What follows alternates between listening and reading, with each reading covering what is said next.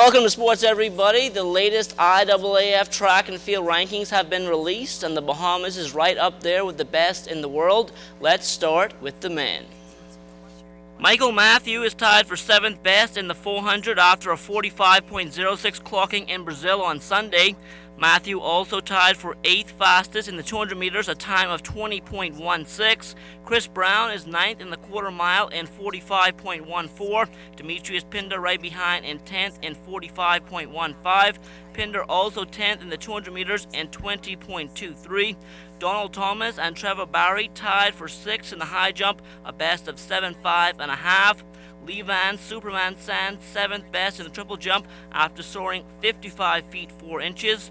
As for the relays, where only the top 16 qualify for the Olympics, our men's 4x4 team is ranked number 2 with a time of 3 minutes 0.56 seconds. Meantime, our 4x1 men's team currently holding down the 12th spot with a time of 39.58. As for the ladies, Shaniqua Q. Ferguson ranked 6th in the 200 meters, a time of 22.64. She's also 11th in the century, a clocking there of 11.07. Junior standout Shawnee Miller 7th in the 200 meters, 22.70. Our women's 4x1 relay team, they are ranked 8th with the best run of 44.14.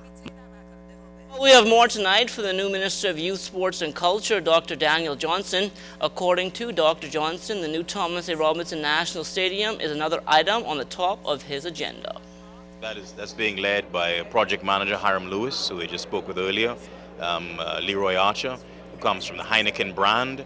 Heineken has a worldwide network of affiliates, and they do worldwide events. So we're going to tap into this worldwide network of affiliates and events planners and bring some of those events here. And it's not difficult to do, it is making the connection. And so now what we want to do is not make contact, not just say, oh, we have athletes.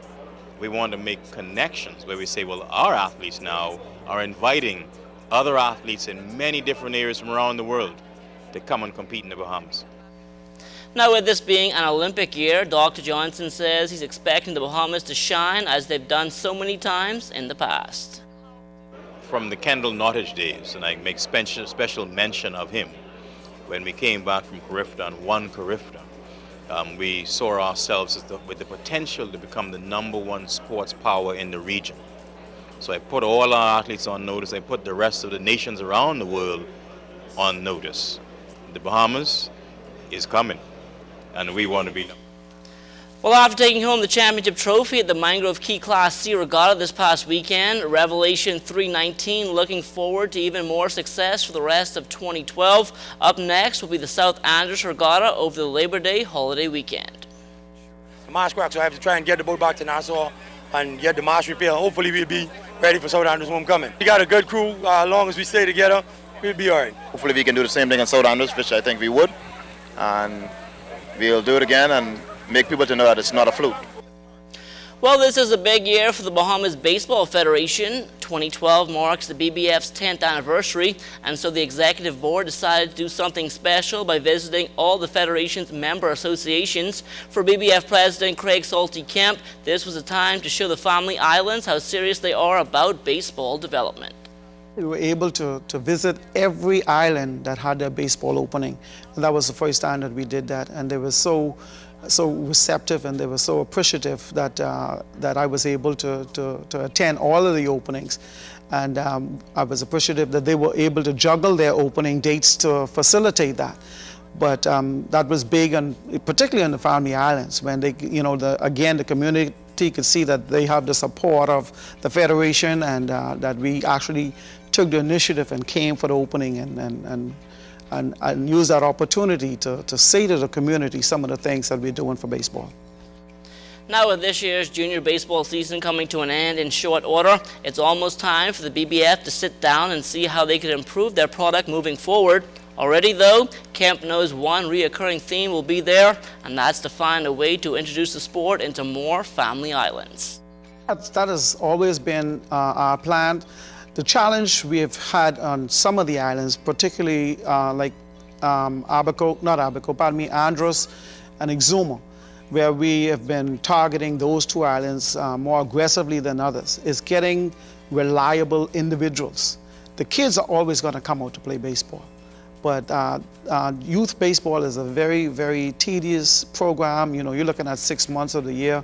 Not too many adults are prepared to give up 6 months of the year to assist the youth. But it is probably the best way to spend your time because the rewards are so great. Now, the BBF, of course, will be in Abaco this weekend for a mini tournament. That's the final initiative they have before the Junior Nationals come next month. Well, the Legacy Softball and Baseball Association recently hosting a 3-day clinic in Grand Bahama where girls ages 8 to 18 were taught the fundamentals of pitching, catching, and hitting.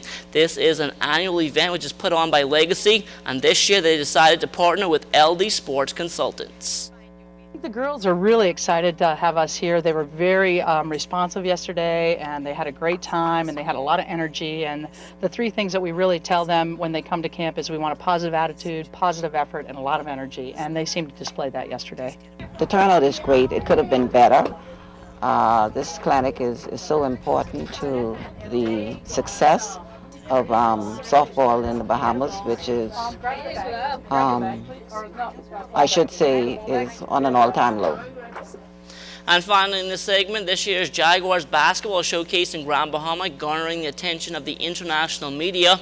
Josh Powers of Scouts.com took in the showcase, and he was impressed with the talent level. We just wanted to come in and kind of see what Coach Sears' camp has to offer, and just really been impressed with the quality of talent. You have some older kids that haven't gotten any exposure, some younger kids who are just now kind of getting an opportunity to play, and just really been impressed with the way that these guys are playing. You have some guys who you can see are still trying to develop their game, and then you can see some guys who are a little bit older and who with a little bit more structure and coaching moving ahead, just a lot of talent. I've been really impressed. I didn't know quite what to expect. But I'm walking away very impressed. You know, the biggest thing I think nowadays, or what we would tell kids in general in society, just listen to your older people, to the coaches, to the parents. Listen to the coaches when they're trying to work with you.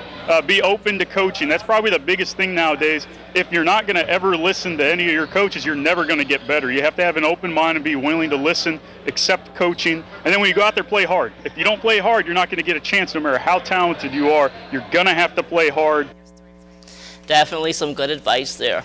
And that will do it for sports. But stay tuned, your weather forecast is still to come.